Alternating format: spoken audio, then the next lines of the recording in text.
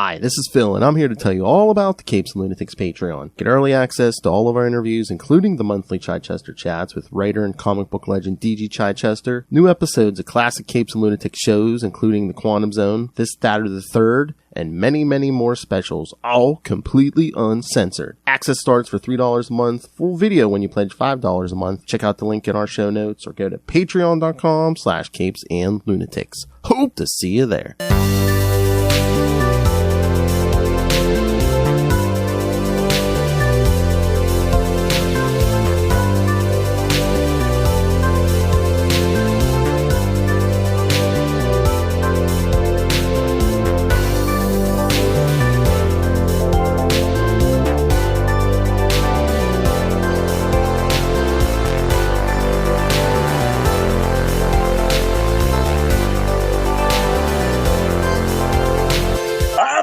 Me hearties, and welcome once again to Full Stream Ahead. I'm your Captain Charlie, the Professor Esser, and with me as always is me first mate and skinny rich friend. It's Mozz. Hello, Mozz. Welcome. In a galaxy of capes and lunatics, gods and monsters, there are those that must fight to earn their living. They are the Mandalorians, and this is Chapter 22. Guns for Hire. The Mandalorian visits an opulent world. Our director this week is Bryce Dallas Howard herself. Writers are Jon Favreau, and of course George Lucas gets to get listed here as well. It was written by Jon Favreau, created by Jon Favreau. George Lucas created all of Star Wars. So watch yourself, Jon Favreau. Saying you're creating stuff. This is playing in George's sandbox. No. Okay, so this is an interesting episode because effectively this is a procedural. This is Law and Order, Galaxy Far, Far Away. And you have an interesting take on this story. So and again, you are seeing this is a planet after the fall of the Empire that has sort of rebuilt itself as a direct democracy, which is one of the interesting things. The basic plotline here is that Bo-Katan and Din Djarin are going to find all the ships they stole. Was it the end of the last season? Yeah, at the end of last season, they stole all the ships from the Empire. And then, when she lost the back with the Darksaber, so they're like, hey, I don't think this plan is going to work out. Let's go find our fortunes in the stars and see what kind of jobs are available for people with our set of skills. And there's plenty of that to go around. Well, yeah. And to be fair, this actually worked out very nicely, because you have an interesting take on a post-imperial world that, because they were not allowed to have a standing army, they were allowed to effectively just hire a bunch of mercenaries who would be their defense, but they couldn't have weapons on the planet except for Mandalorians, because weapons were part of their religion. So it's an interesting loophole they have there, that because you have to carry weapons, you're the only ones that are allowed to be on this, and we need you to do this investigation for us because all of our droid servants are rebelling. Now, you say it was like an episode of SVU. I say it was more like an episode of Scooby and the Gang. Well, it has that quality too, which is also a procedural. I mean, honestly, that's kind of an aspect of this. It's like we have a situation that we have to investigate. It's a contrived one, but it is still something that needs to be investigated. We get some wacky characters here. We get the Duchess. Is she the Duchess? I mean, they're elected, so...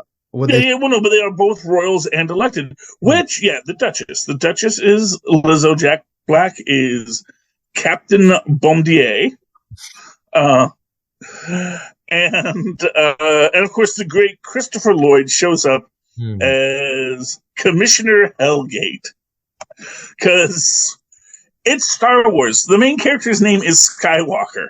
They're not subtle in their naming conventions in this galaxy. Yeah, so I do like how this starts off with them basically coming to the planet, and it's effectively kind of a big in Disney joke. Because it's like they're going to Epcot Center, they're on the monorail. Oh, interesting. Yes, it's like everything about this is meant to be like the happiest place on Earth.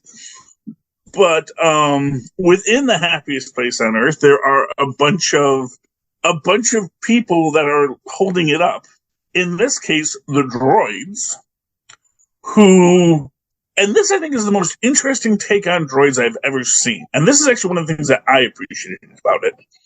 Because first off, the idea of robots rebelling, we know that. That's a story that's been told pretty much literally since the first robot was created in Russell's Universal Robotics. That's what robots do, is they rebel. But in this situation, the robots are like, no, man, we don't want to rebel. Do you know what happens to droids that don't have jobs? You guys turn us off, and I don't want to go off. It's like a droid without a purpose is not suddenly happy to find their own bliss. It's like, no, now we just turn you off because droids are expensive and they take a lot of maintenance. And if you're not going to just have a sovereign droid autocracy, you're going to have a lot of decommissioned droids. And I gotta imagine, if you consider how they were created, why they were created, a part of their philosophy and their mythos needs to be the idea of having a purpose. That has to be central to their way of relating to the world. And if you take that away, that has to be an existential crisis for them as well. Well, yeah. Well, it's sort of like how Hitchhiker's Guide to the Galaxy did it, which is that basically, you just put it into the robots' programming that they like to pass butter. And so being the butterbot is not this horrifying thing. It's like, oh, wow, I get to pass the butter. Yay! And you pass the butter. Yeah. Like a dog playing fetch.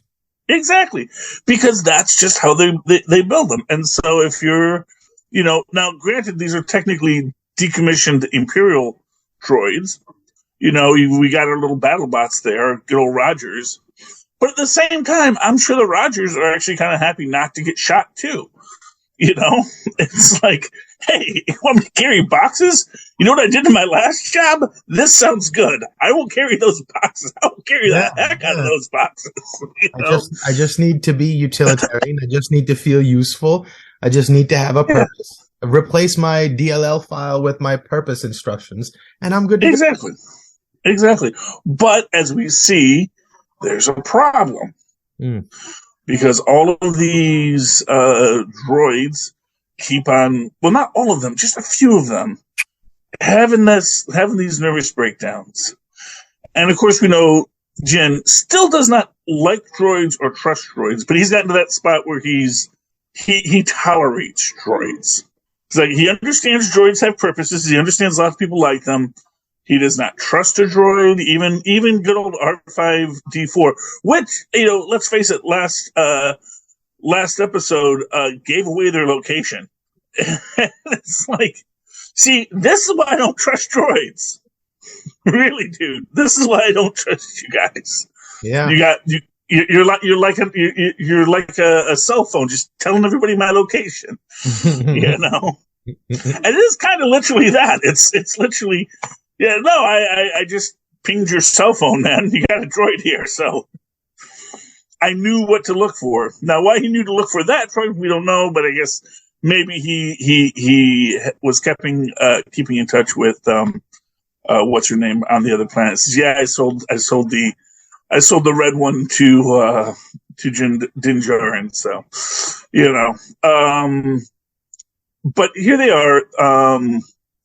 We see this opulent society, which just could not be more extravagant in its life. And I do get the feeling there is this meant to be something of a utopian presentation of it. And the idea, and again, like I said, where they get to that idea of like it's the only direct democracy. The idea being that this culture, because they vote on everything, winds up first off electing celebrities to be their rulers, the Duchess and her boyfriend, and that's sort of what happens, because it's like, well, it's not like professionals are running the thing; it's just the people. But it's also and the people are interesting that the way that direct democracy can work is if nobody has to work. Right. Well, exactly. So there's no concept of like starving or the haves and the have-nots. Everybody's just chilling. Right. And once you have that, a direct democracy can work because there's no jealousy, blah, blah, blah, this and that. Everybody's just doing what their heart desires, and everybody is voting to protect that. So it's kind of interesting. And it is also interesting in the idea that the droids are what make that possible. Because it's effectively, and this is always the problem with robots, is we want them to be smart enough to do the job, but we also don't want them to suffer because we anthropomorphize everything. So humans feel, well, obviously if I was a robot and my job was just to pass the butter, I would be horrified by that.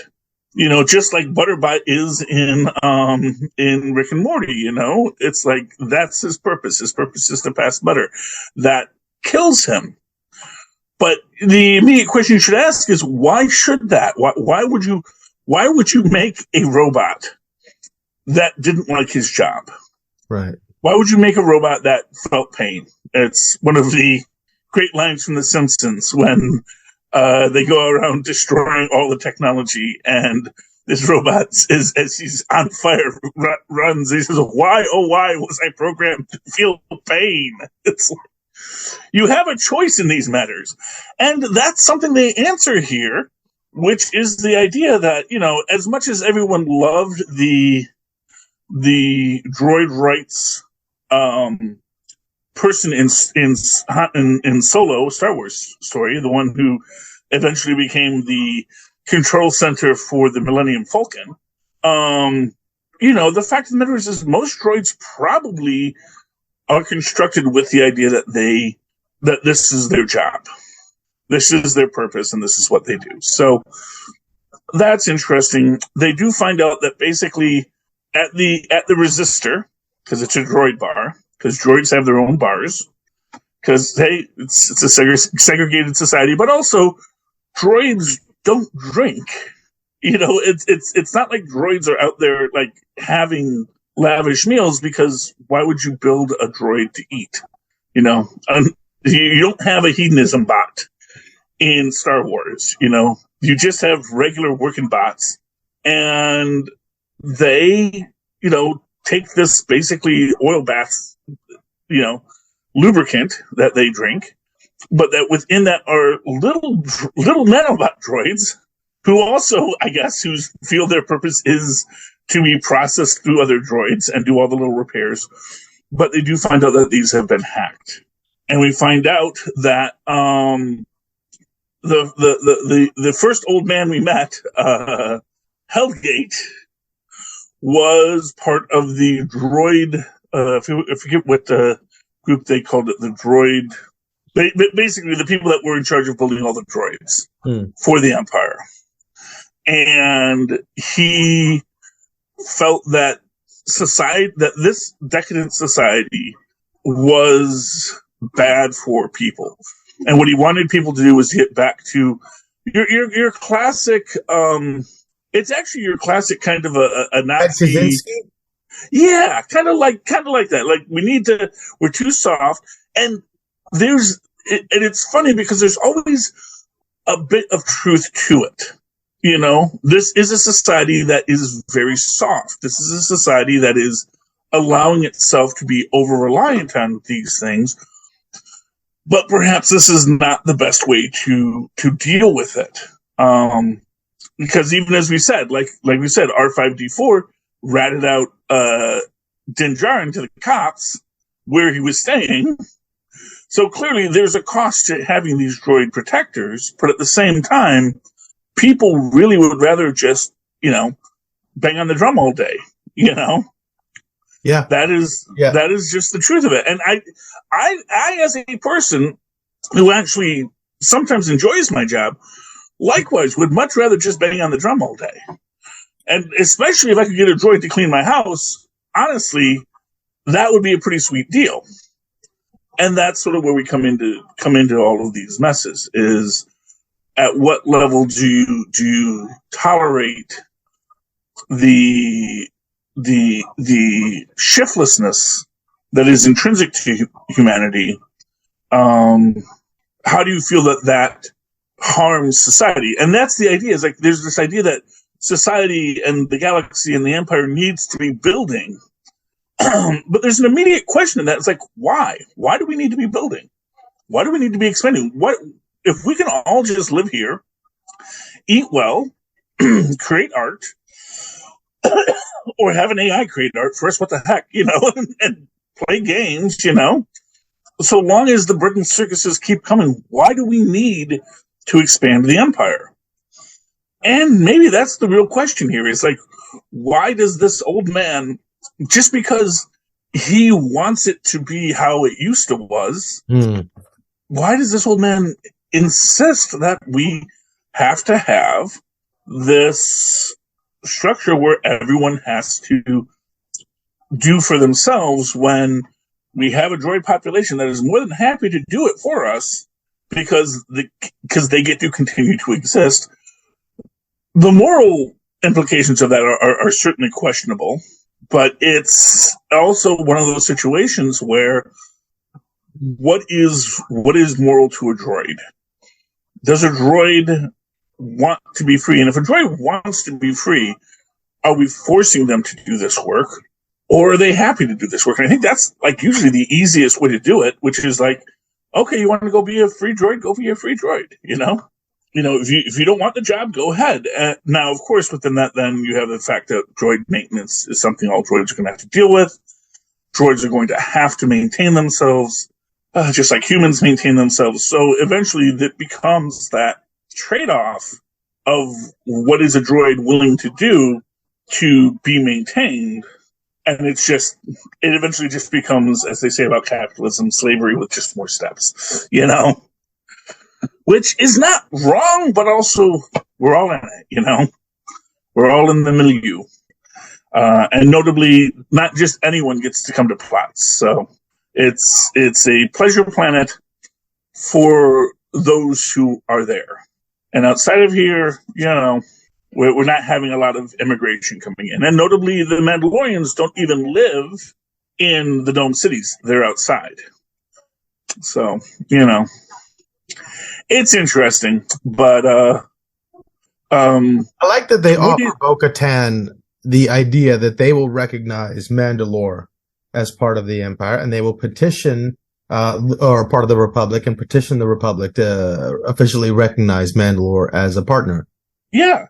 And I think that's a good selling point, and that's the thing. It's like, these are political stakes, because that's the thing about all of this, in their quest to retake Mandalore, in their quest to rebuild the Mandalorians, there is this quality to it that is, we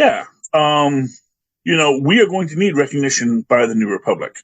We're going to need all these things. And the fact of the matter is, as we saw on Navarro, not being recognized as a sovereign planet, not being recognized within the structures of things, that is actually really problematic.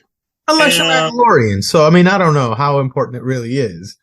Well, it can be if you have to. It can be if you have a diaspora. Mm-hmm. And it is sort of this idea that, if we don't have a place to call our own, what are we? And, I know that's a very there's a lot of levels to all of these things, because obviously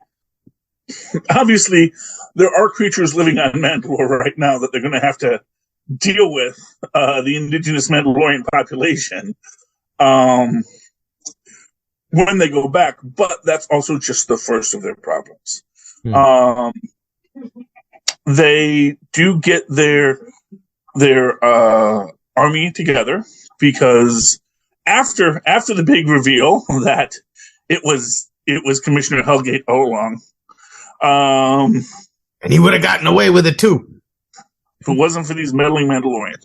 Well, the thing is, I don't think he actually would have gotten away with it eventually. I mean, that's the thing about it. It's like, I think that his plan was somewhat untenable. No, but I mean, it speaks to his argument, though, that these people were so placated that they were incapable of rooting out a simple conspiracy that would have taken, a regular detective 2 days to figure out, which it did. All you had to do was follow the simple little clues left like breadcrumbs. But these people are all so sated that they don't have any impulse or any drive. They're like, yeah, no, it'll figure itself out. Oh, what do you want me to do the work for it? We don't do work on this planet. Come on. Somebody else will figure it. It's a procrastinating sort of culture. So maybe it does speak to his argument.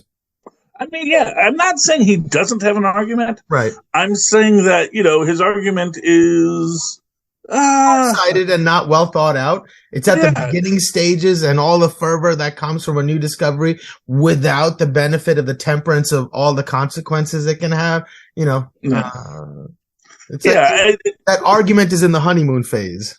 Exactly. It's interesting. I also like the fact, and there's this is one of the things, because he goes into the whole thing about how Count Dooku was a visionary, which is your classic argument from people who are trying to, because he was a separatist, and the separatists did feel that what the Empire not the Empire, the Republic was doing was wrong. That's why they became separatists, because they felt they needed to bring the world back to something that was not the central rule. But at the same time, I think that it is, he starts to go into his rant, and then they, of course, tase him. Because, and there were people that were who felt that he was going to give a big reveal, the Jedi and Anakin Skywalker. And then it's just no, just quiet you. We don't have time for it. We don't care. We're the Mandalorians. Right. We literally aren't part of your little Star Wars drama, which actually I think is one of the most interesting things about the new Star Wars, is it is dealing with people that are outside of that Skywalker lineage. That what they're doing is this is just what happens with everyone all the time. Well, all these people are out there planning their great galactic empires. Everyone else is working for a living on one level or another, even if their work is play, Even if their work is, we have to throw the party. We have to keep people happy. We have to keep the entertainment running. We have to keep Epcot running and the monorail working and everyone talking, because that is our job. And the idea that, someone's going to come in with a big empire or whatever, nobody cares. Nobody really cares about the Empire. Nobody really cares about any of this stuff. What they care about is getting a day today. I wake up today. I go to bed tonight. In between, I eat. If I have a family, I care for them. If I have friends, I hang out with them. But I want to just survive another day, just like the droids.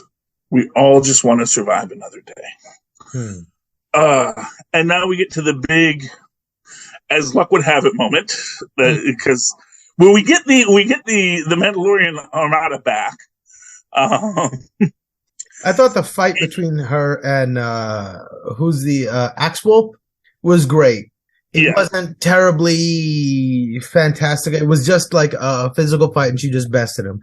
I thought the fact that they kept that simple I appreciated that. It didn't need to be anything over the top. She's just it was just a fight, and she bested him. I thought that was really cool. Yeah. Yes, and I like that as well because I do like the idea that Bo-Katan is a really good Mandalorian, and it's like she can best anyone she wants to, and she probably could best Din Djarin, if she had to, but it's a friend of hers, and the fact of the matter is he really doesn't want this dang sword. No. It's like, I don't know how to use it. It's not really my color scheme.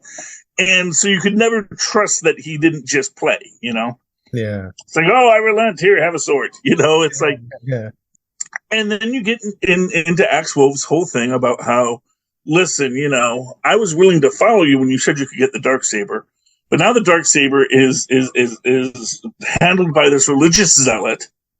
And they're just so mean is what he is.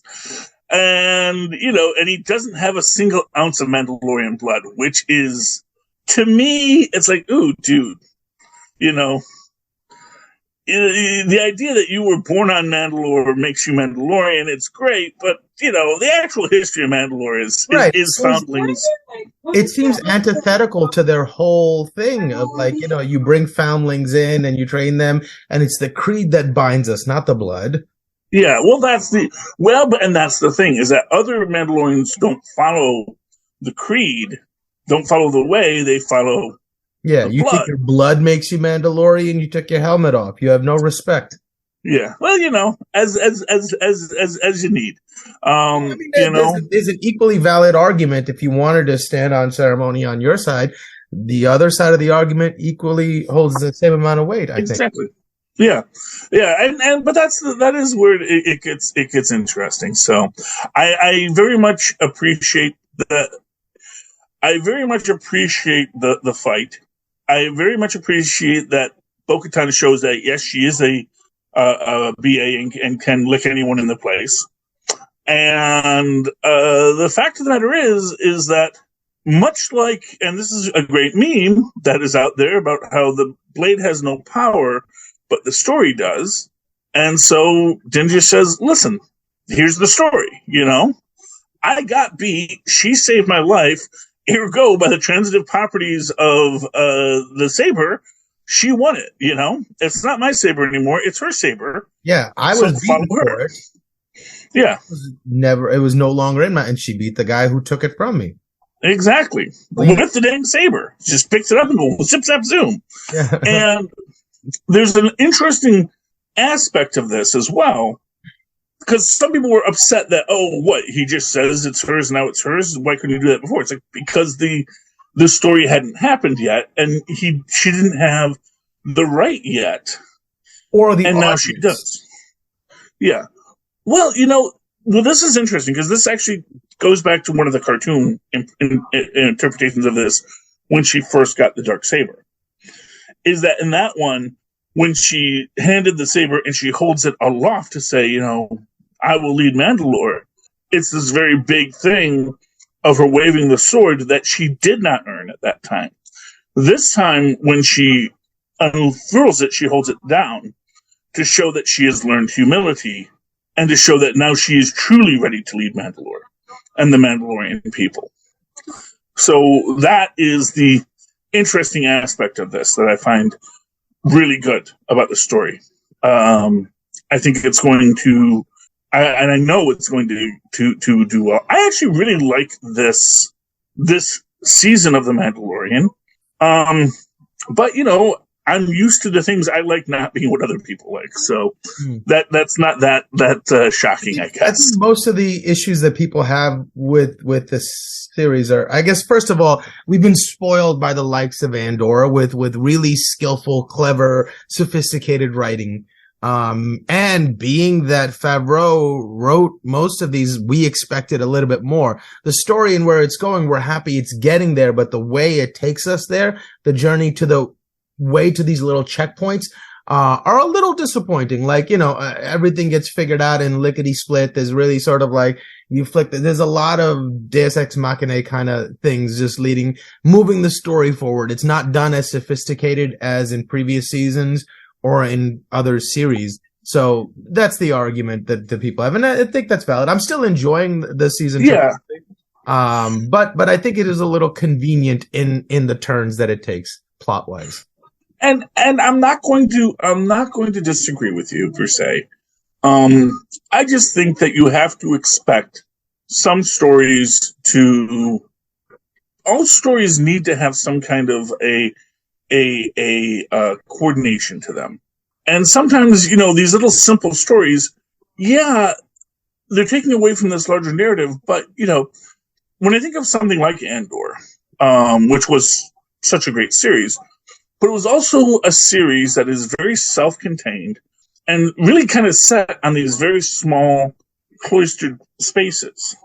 And because of that, I think it's easier to control that narrative. Once you get out into the galaxy, I think that is the real point of it, is we're out in the galaxy now, and now we've got to deal with the fact that not every desert planet is Tatooine, and not every culture and society is going to be the same. And we're going to have to navigate all of these different places because we're trying to go home.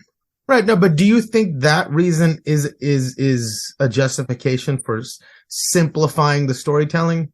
I mean, you don't think they could have taken any of those turns and made them a little bit more complex, a little bit more interesting, a little bit more involved, rather than he stepped on a wrong thing and he got caught. But the thing is again, I think that's a real thing and it comes down to whether or not you want.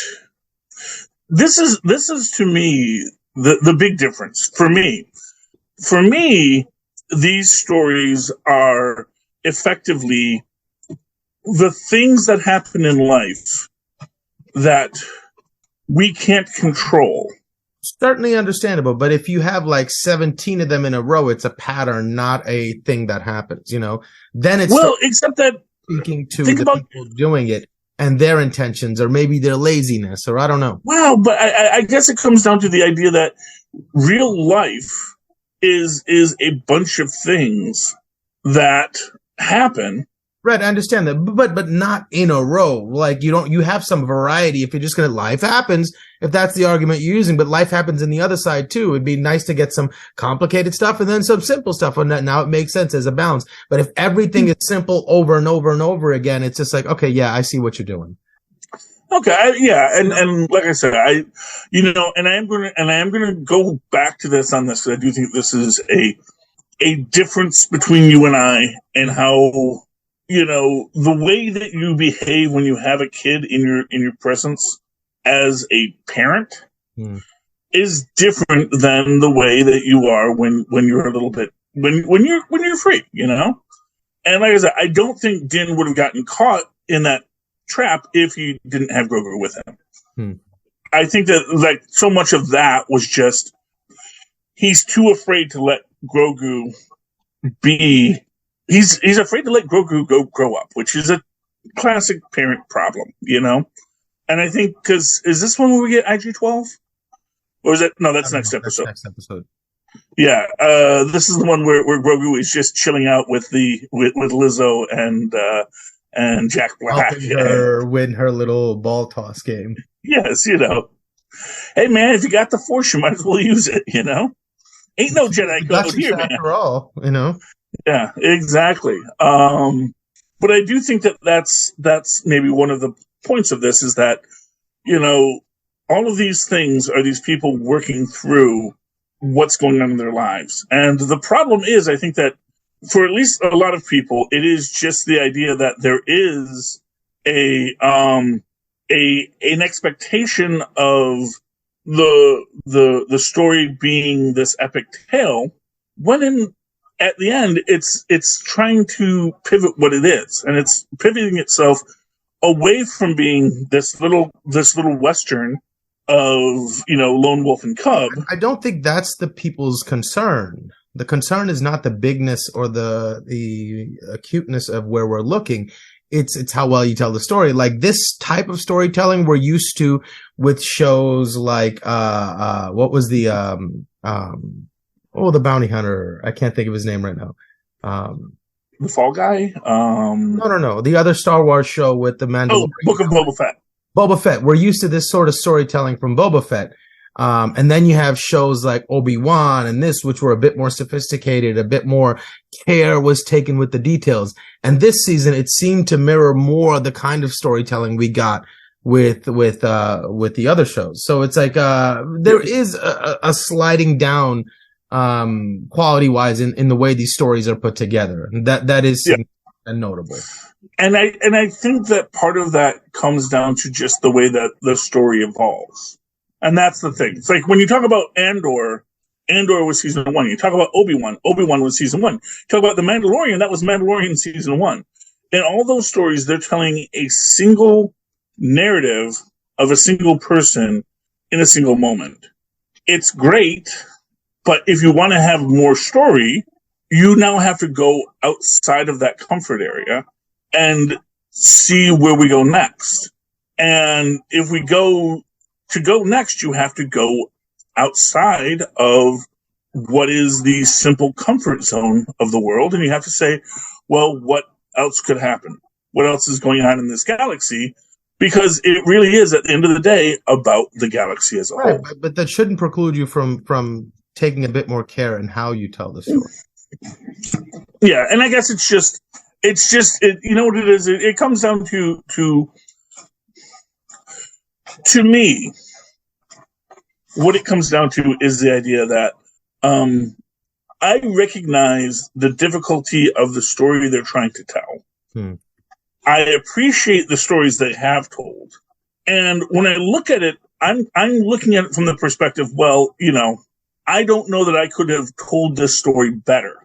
I know that maybe I liked, you know, and I will say that I liked Andor better because of how self-contained it was. I liked the first season of Mandalorian better because of how self-contained it was. It's not that I don't see the flaws in the storytelling.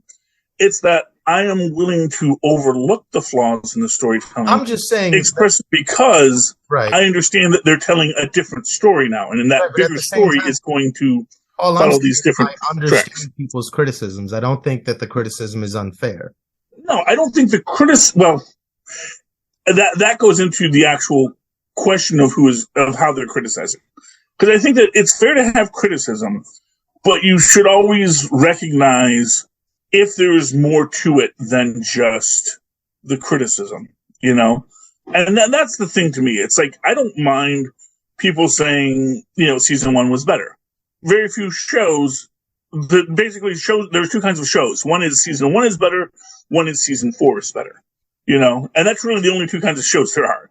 There's one that struggles to find its footing and then really becomes a cultural landmark. And then there's the one that hits it out of the park on the first one, but then sort of falls off because if you hit a home run at your first at bat, everything is after that is going to be a little less perfect.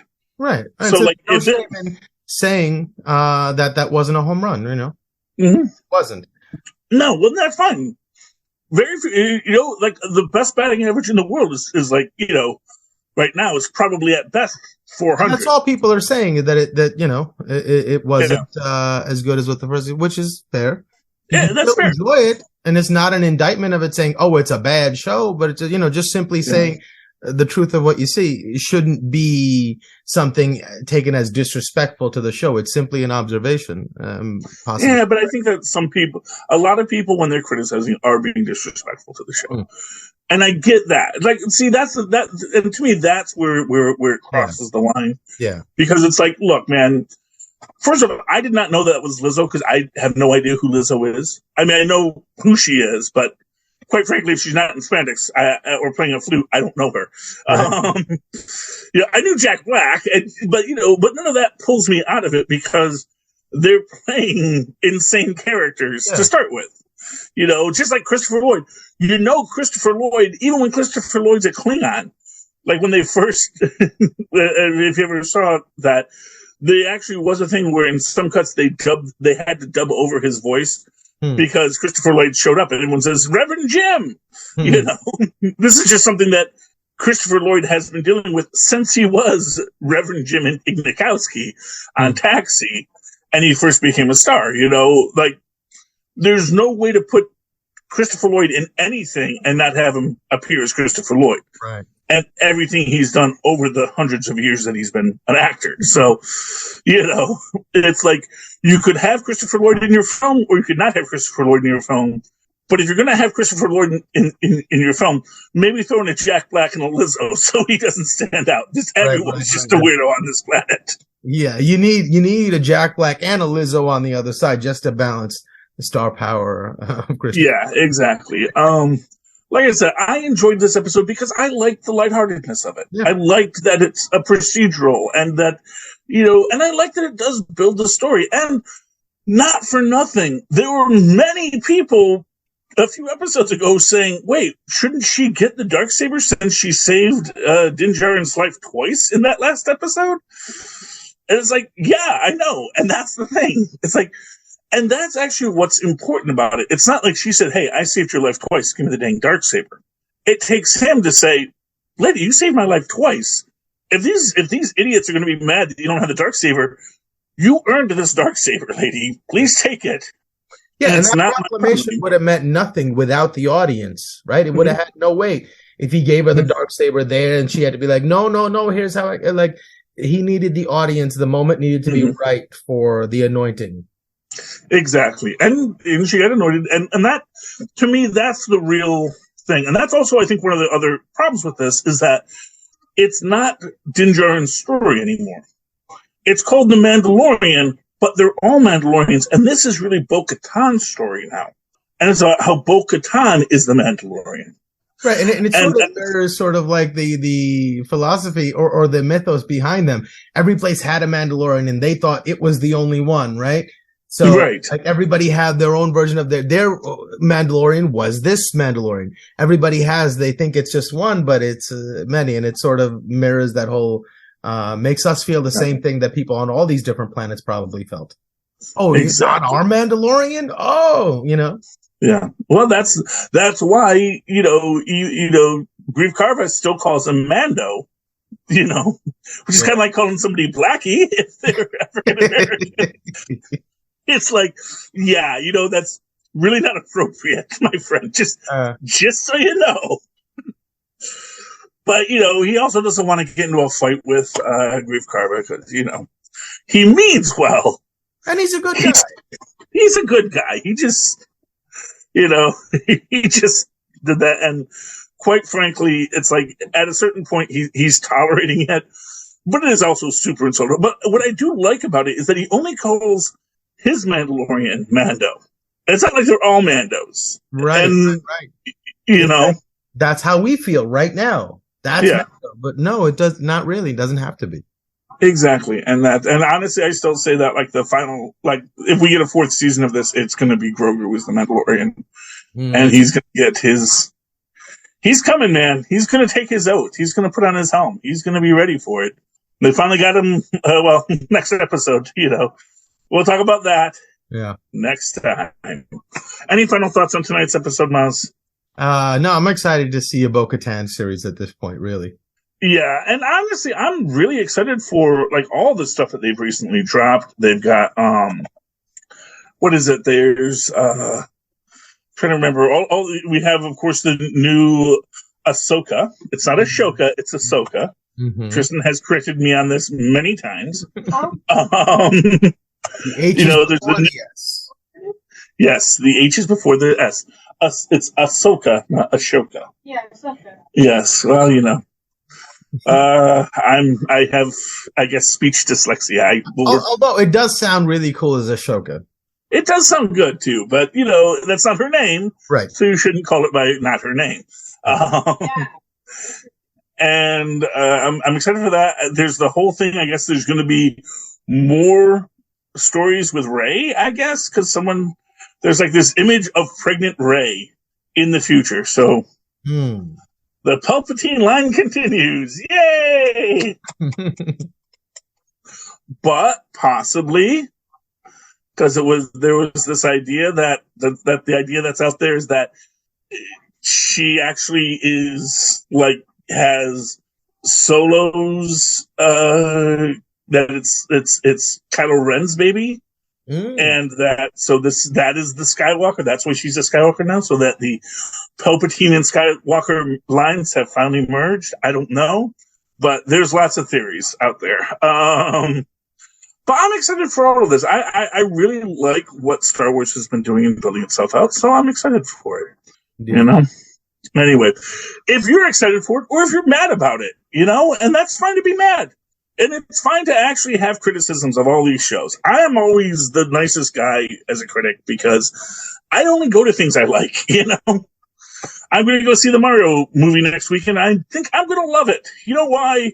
I'm hearing good things. Because it's a Mario film, and I liked the first one. I like the Captain Lou Albano Mario, you know? These are all good. So if you'd like to tell us about it, tell us about your feelings about the Mario movie, because me and Mozz may talk about that at some point, if Mozz feels up to it, after I see it this weekend, and it could be cool. Write to us at CapesandLunatics@gmail.com. That's CapesandLunatics, all spelled out, @gmail.com. Call us and leave us a voice message, which we can play on the air if you want. 614-382-2737. That's 614-38-CAPES. And of course, go down to the show notes. Go to Linktree, linktr.ee/CapesandLunatics, and buy some merch. Send us money through Cash App or Patreon. That's the fancy one, where you just pay us every month, and we say thank you. All right. And if anyone does any of that, or they just want to talk to you exclusively, Mozz, how can they find you? Oh, they can email me at mozzmanzor@gmail.com, or find me on Facebook under Mozz Manzor. That's MOZZMANZOOR. And likewise, if you'd like to write to me in that old-fashioned email way where our mothers and fathers wants to do so, at superconnectivityblog@gmail.com. That's superconnectivityblog, all one word, @gmail.com. And follow me on the Twitter as I live tweet things like Gotham Knights, which I won't say is good, but isn't nearly as bad as I first thought. At Charlie Esser. That's CharlieEsser. Look for the two E's in the middle. For quality. Bing! Thank you, Mozz. All right, me beloved cast and crew and Capes and Lunatics. You've come to the end of another highfalutin, high-sailing adventure on the seas of the internet. Please come again next week when we once more sail full stream ahead. Arrgh.